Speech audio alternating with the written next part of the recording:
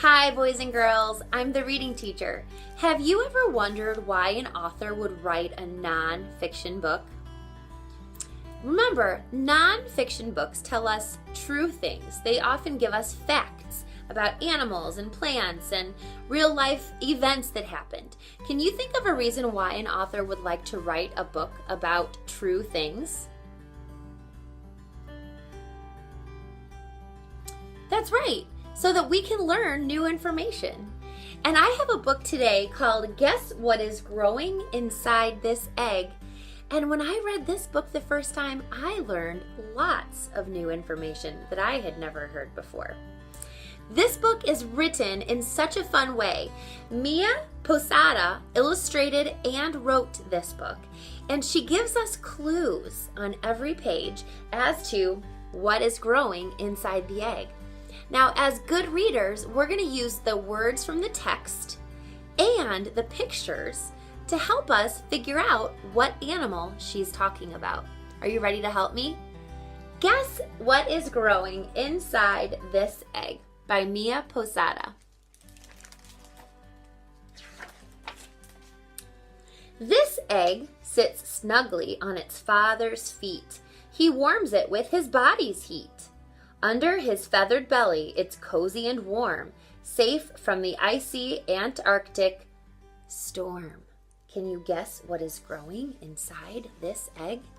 So use the clues that the author gives us, like it's in the Antarctic and it's cold outside but warm in here, and it lays on its dad's feet. Do you know what animal comes out of an egg that its dad helps to keep warm? Are you thinking of a penguin? Wow, way to go! This penguin or chick lives in Antarctica, one of the coldest, windiest places on Earth.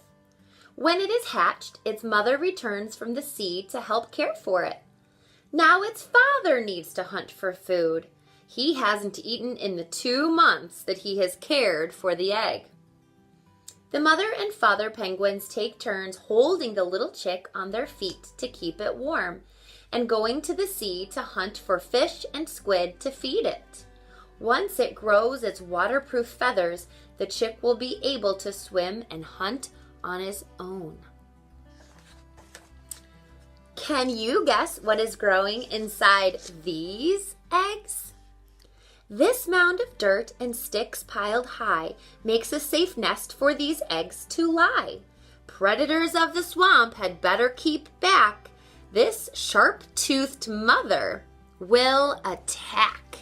All right, so the clues that it gives us in the text, things like sharp-toothed mother, that it's living in the swamp. Its nest is made out of dirt and sticks. And look at the picture. Here's a clue right here. What do you think? Did you say alligators? Great job. These baby alligators will grow to be 9 or more feet long. They spend most of their time in the swamp water, floating on the surface or diving below like a submarine. They use their long tails as paddles to push themselves through the water. They hunt for birds, turtles, snakes, and fish to eat. Alligators cannot chew their food. They grab their prey with their strong jaws and swallow it whole. Boys and girls, that was something that I learned. I never knew that alligators didn't chew their food like you and I do. Alligators swallow their prey whole, and I never knew that. Let's see if we can figure out what's growing inside these eggs. Tall lakeshore reeds help hide the nest where these eggs lie under their mother's breast. So look at the clue here in the illustration and look at what she tells us in the words. We've got lakeshore reeds. We know that this nest is under the mother sitting on the nest and keeping it warm. What do you think is inside these eggs? Ducklings! As soon as their feathers are dry, they will be able to follow their mother to the nearby lake. The brother and sister ducklings walk in a line, one after the other. Ducklings do not need swimming lessons. They are born already knowing how to swim. With their webbed feet, they paddle through the water. Soon, they learn to feed on worms, water plants, and insects just below the water's surface. Their mother crawled from sea to land to bury these soft eggs in the sand. By the way, are you also noticing some rhyming words in the clues? If you are, good job listening. So here's the ocean and here's the sand. Here's our eggs, and look, here's a picture of the mom. Can you guess which animal laid these eggs and what's going to come out of them? Sea turtles! The tiny baby turtles hatch under the sand. They use their flippers to push themselves up to the surface of the beach. Leaving the nest at night, they must find their way to the water on their own. It is a dangerous journey, as crabs and birds like to eat the tiny turtles. Once they have made it safely to the ocean, the baby turtles swim far out to sea and feed on small sea animals called plankton. As they grow, they begin to feed on larger things, such as jellyfish and seaweed. When the female sea turtles are grown, they will return to the beach to lay their own eggs. This round sack of silk thread is packed full of tiny eggs. Their mother spun it with her 8 long legs. Can you guess what is growing inside these eggs? Take a look at this silk sack. The mother spun it with her 8 legs, and the legs look like this. What is your guess? Did you say spiders? Hundreds of baby spiders, called spiderlings, hatch from their eggs inside the egg sac. Then they tear open the sac and crawl out. Like their mother, the spiderlings have 8 legs. They also have 8 eyes, but they do not see very well. Each spiderling must find a new home.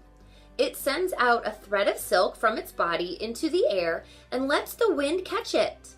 The wind carries the tiny spiderling away until it lands in a new place where it will build its web. This is called parachuting. The spider's web traps insects for it to eat. Can you guess what is growing inside these eggs? Hidden in a rocky cave deep beneath the ocean waves, their mother wraps her long arms around to keep these eggs safe and sound. So look at the way these eggs are laid in a cave way down deep in the ocean. Can you guess which animal would lay these eggs? And which animal has arms that look like this? We don't really call them arms, do we? We call them tentacles. Did you guess? Octopuses! You can actually see the baby octopuses inside their eggs. They are only about the size of a grain of rice when they hatch, but they are able to take care of themselves. The tiny octopuses float in the water feeding on plankton. When they grow bigger, they use their 8 arms called tentacles to catch crabs, fish, and clams. The octopuses hide from predators by changing their color to look just like the sand or rocks around them. The baby octopuses grow quickly. In about 1 or 2 years, they will be full grown. Boys and girls, that's another fact that I never knew. I never knew baby octopuses could change their color to blend in with their surroundings so that their predators wouldn't find them. Can you think of another animal that does that can change its color so that a predator can't find it? It's a little lizard called a chameleon. That's right. Something I love what Mia Posada did, at the back of the book she wrote actual egg sizes, or the actual size of eggs. Here is the penguin egg that she was writing about. This one is the octopus egg, one of hundreds that the octopus lays at a time. A sea turtle egg, a duck egg, an alligator egg, and look at this tiny, tiny spider egg. Now, which of these animals that we read about today has the largest egg? Did you say penguin? Great job. Which one of these eggs that we read about has the smallest or tiniest or littlest egg? That's right, the spider. Something else Mia Posada does at the back of this book is she draws pictures of the development of what's happening inside the eggs. This one is inside of a duck egg, and after 28 days, the duck is ready to hatch.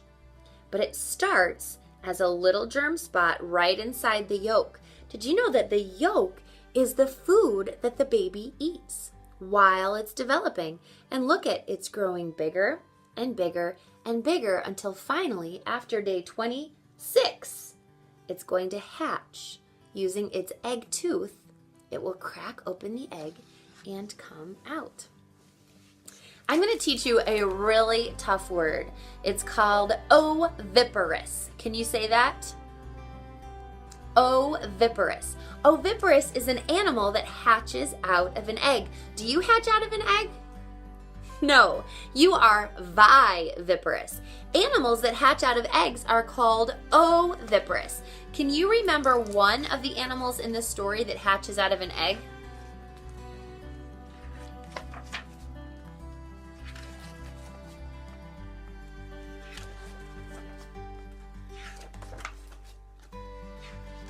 What about the oviparous animals that hatch out of hundreds of little eggs laid deep in the ocean? What are those called? Very good.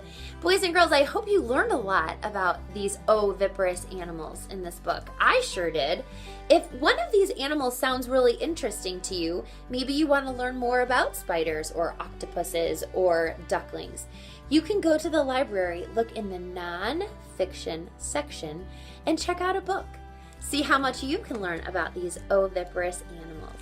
All right, boys and girls, I'll see you next time.